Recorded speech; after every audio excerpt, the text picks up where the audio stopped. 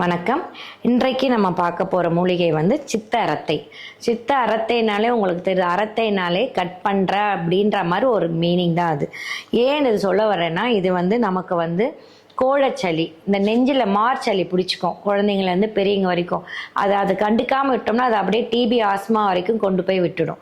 அந்த மாதிரி மார்ச்சளி நெஞ்சு சளி பிடிச்சாலே குழந்தைங்க வந்து இறுக்கமாயிடும், பெரியவங்களுக்கு வந்து டயர்ட் ஆகிடுவாங்க, சோர்ந்து போயிடுவாங்க. அப்படி இருக்கும்போது நமக்கு தெரிஞ்சிடும் நெஞ்சில் சளி இருக்குன்ட்டு. அவங்களுக்கு இதை என்ன பண்ணணும்னா, நல்லா இடிச்சிட்டு ஒரு டம்ளர் தண்ணி கொதிக்கிட்டோன்னு இந்த இடித்ததை போட்டு, ஒரு பீஸு இடித்ததை போட்டு நல்லா அரை டம்ளர் சுண்டட்டோன்ட்டு அதில் பனக்கல்கண்டை போட்டு வெதன்னு காலையில் மாலை 2 வேளையுமே தொடர்ந்து கொடுத்துட்டே வந்தீங்கன்னா அந்த நெஞ்சு சளியை உங்களுக்கு அறவே அறுத்துரும். அதுக்காக தான் இதுக்கு வந்து சித்தரத்தைன்னு பேர் இதுக்கு. அதே போல் இதை வந்து குழந்தைங்களுக்கு கொடுக்கலாமான்னு நிறைய டவுட் இருக்குது.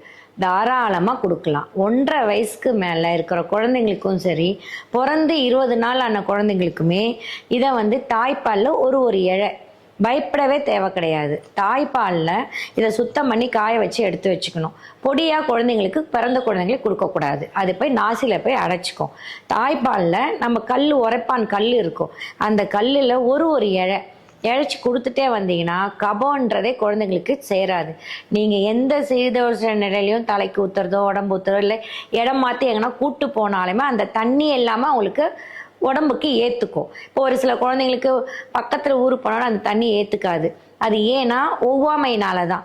அந்த குழந்தைக்கு உண்டார அந்த ஒவ்வாமை அலர்ஜிக்கு இந்த சித்தரட்டை பெரிய மருந்து இது.